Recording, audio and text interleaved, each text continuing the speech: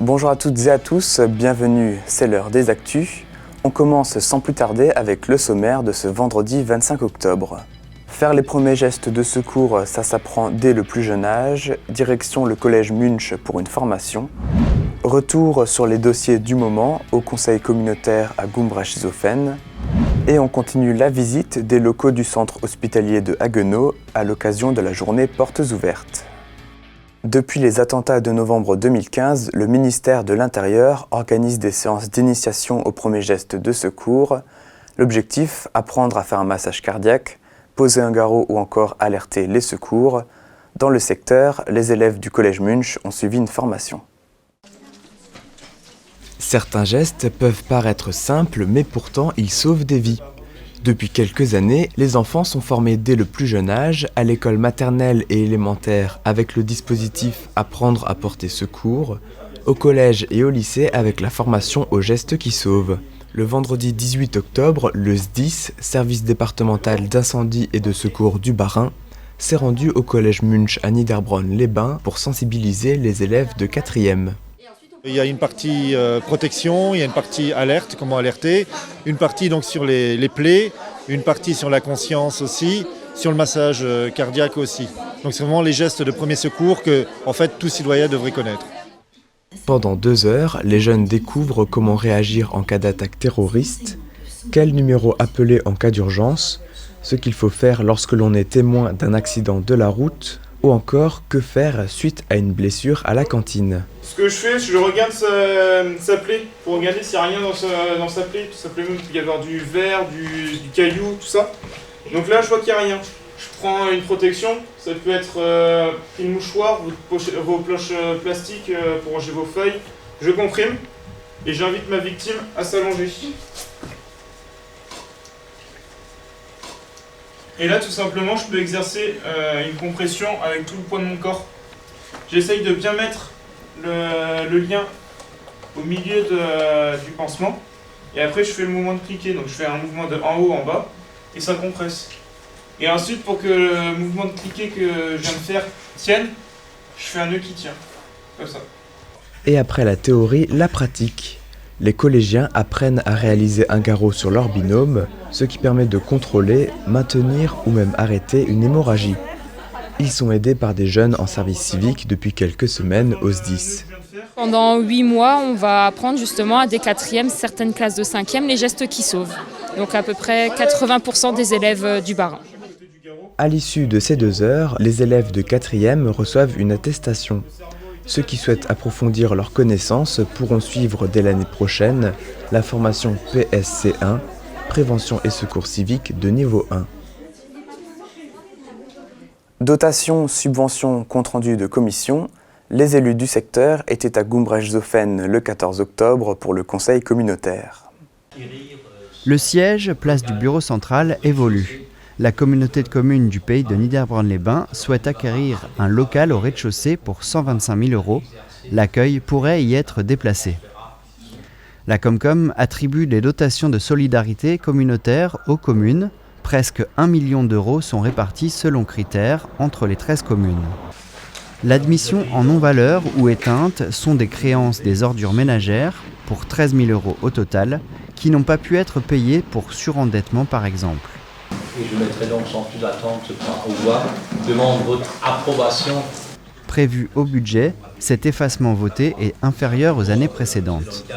La communauté de communes attribue des subventions, plus de 22 000 € aux écoles du territoire qui sont ainsi encouragées à faire des sorties culturelles et 4 subventions pour des associations locales, l'ALC de Gumbrecht-Zofen, Saint-Georges Gymnastique, le Tri-Club Vosges du Nord et les Pongistes 79.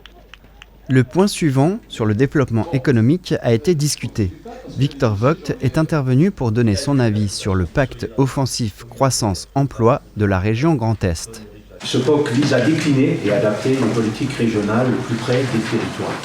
Je trouve qu'il y a beaucoup un petit peu de vœux pieux avec objectif, peut-être une étude, peut-être quelque chose, mais je trouve qu'il n'y a pas encore de vrai ciblage. La soirée s'est poursuivie avec les comptes rendus des commissions. Au niveau de l'environnement, Hubert Walter déplore les interdictions de travaux sur les cours d'eau Cela repousse à l'an prochain ceux prévus à Zinswiller. Si tout va bien, il faut bosser 4 mois dans l'année. Or, toutes nos collectivités sont obligées de faire des travaux d'entretien, de s'occuper. C'est juste une équation impossible à résoudre à l'avenir. Soit qu'on nous autorise à faire des travaux, et on y va, soit qu'on interdit, et puis on laisse les aléas, tant pis. Hein. Et les entreprises ne pourront pas, je ne vois pas comment une entreprise, sans se diversifier encore faut-il le pouvoir, puisse vivre avec 4 mois d'activité, tout le reste n'a pas le droit d'intervenir dans son domaine de spécificité et dans sa spécialité. On ne peut plus intervenir sur les courses d'eau que pendant un mois et demi. Alors trouvez une entreprise qui accepte.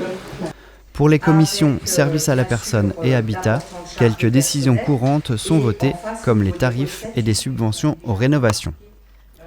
Le conseil communautaire est ouvert au public, il se réunira à nouveau le 16 décembre. Suite de la semaine dernière dans les actus, deuxième partie de la journée portes ouvertes au centre hospitalier de Haguenau. Cette semaine, on vous fait découvrir les coulisses du bloc opératoire et on simule les effets du vieillissement. L'hôpital penche sur la préparation de cette journée depuis le mois d'avril. Une préparation nécessaire pour montrer la diversité des métiers et des rôles de l'hôpital, mais aussi pour faire découvrir les activités des professionnels du corps hospitalier, tout en rajoutant une dimension créative et ludique. On leur a laissé carte blanche en disant aux professionnels des différents services, faites ce que vous voulez. C'est comme ça qu'on a par exemple l'hôpital des doudous pour la pédiatrie, dédié justement aux plus jeunes de nos patients. Et puis ça demande aussi du temps d'organisation parce que les professionnels qui travaillent ici font ça en plus de leurs activités principales. Leurs activités, c'est pas de faire des animations de ce type-là, c'est de prendre en charge les patients. Ça permet vraiment aux visiteurs de se rendre compte de la multiplicité des métiers, des professionnels et des activités de l'hôpital. Au pôle kinésithérapie, les visiteurs ont le choix entre le parcours en fauteuil roulant et la présentation du vieillissement physiologique. Les lunettes permettent de simuler une cataracte, une dégénérescence maculaire et d'autres maladies visuelles. Les nombreux poids répartis sur le haut et le bas du corps de 18 kg simulent les difficultés de déplacement d'une personne âgée, sans les douleurs et les pathologies liées comme l'arthrose. Attention, obstacle. Étape incontournable de ces portes ouvertes, le pôle chirurgie avec une visite du bloc opératoire. Le public doit enfiler la tenue que portent les chirurgiens tous les jours. Dans la salle d'opération, le personnel présente une chirurgie digestive par cœlioscopie. Donc on va mettre des médicaments pour qu'ils s'endorment, on va mettre des médicaments pour qu'ils aient pas mal. Et puis par exemple pour de la cœlioscopie, il faut que les muscles ne se contractent plus, donc on va mettre des curars. Les curars, on sait qu'ils vont durer, on va dire, une demi-heure, 3 quarts d'heure. Grâce à ça, la respiration va s'arrêter avec les curars. Pas le cœur. Le cœur, il continue à battre. Hein, il fait son petit travail. Donc une fois que le patient dort, on commence par désinfecter la peau avec la bétadine. On installe le matériel. Donc là, vous allez voir sur l'écran une vésicule sous cœlioscopie. Donc pour ça, en fait, on travaille avec une caméra. Donc il fait une première incision à ce niveau-là pour rentrer ce premier trocar. Donc il rentre ça dans l'abdomen. Et par là, il va pouvoir rentrer. Donc ça, c'est une caméra, un optique avec une caméra. Et on voit vraiment ce qui se passe à l'écran. Donc il rentre la caméra là. On branche un tuyau où on va insuffler du CO2 pour pouvoir dilater l'intérieur de l'abdomen, pour pouvoir travailler avec les instruments. Donc l'assistant tient la caméra pour visualiser et le chirurgien travaille uniquement avec ses deux mains, avec les pinces, et il regarde en même temps sur l'écran. Il referme la peau, donc soit avec une agrafeuse, soit avec des agrafes, pour venir ajuster à la fin de l'intervention les trois petites cicatrices. Voilà, et donc une fois que l'intervention est terminée, l'équipe d'anesthésie s'occupe de réveiller le patient. Une journée riche en informations pour le millier de visiteurs venus de l'Alsace du Nord, afin d'en savoir plus sur toute la diversité qui est proposée ici à Haguenau. Certains sont venus pour voir un atelier en particulier, d'autres se sont laissés prendre au jeu et ont pu découvrir de nouveaux métiers. Les professionnels auront certainement envie de retenter l'expérience et de montrer lors d'une nouvelle édition que leur hôpital à taille humaine est toujours attractif. Et on ne pouvait pas aller à l'hôpital sans parler des problèmes qui touchent le système de santé depuis plusieurs mois. Urgence en grève, manque de moyens, personnel débordé. Le directeur du centre haguenauvien fait le point localement sur les améliorations possibles. Alors les marges de progrès, il y en a évidemment toujours, tout le temps, c'est de garantir un haut niveau de sécurité, y compris quand, par exemple, on peut avoir de l'absentéisme. Là, par exemple, on a beaucoup de nos personnels qui sont absents parce qu'on a une forte hausse des congés maternité. C'est très bien, c'est super.